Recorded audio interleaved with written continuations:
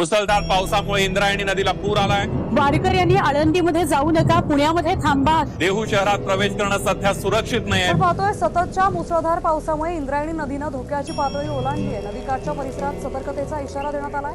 पूरस्थिती आधी त्रास होऊ द्यायचा आणि मग ही अशी चिंता करत बसायची। अहो आता त्रास कसला त्यात, त्यांच्याच कर्माची फळं आहेत सगळी, आणि चिंता होणारच ना। एकतर निघालेत सगळे पायी पायी इकडे यायला, पाऊस किती पडतोय। हाय का आता त्यांची कर्म आणि पूर याचा काही संबंध आहे का? त्यापेक्षा ना तुम्ही त्या इंद्रायणीला बोला की आवर बाई स्वतःला आता।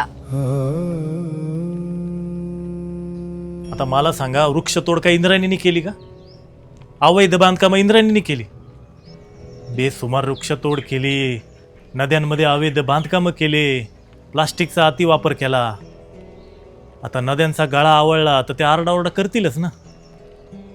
निसर्ग आहे शेवटी तो। काय हो, त्यांचं किती प्रेम आहे तुमच्यावर।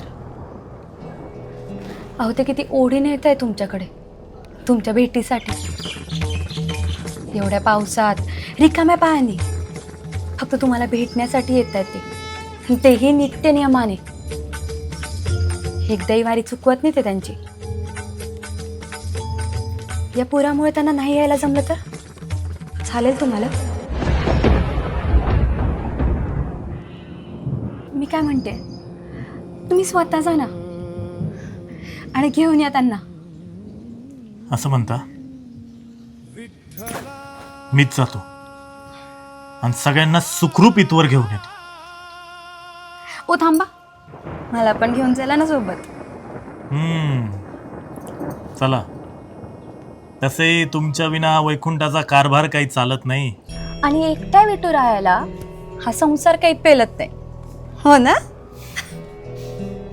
चला आलेच मी। या। तुम्हाला अडचणीत बघून यांच्या काळजाचा ठोका चुकतो। तुम्हाला माहितीही नसतो, पण हे नेहमी तुमच्या सोबत असतात कोणत्या ना कोणत्या रूपात।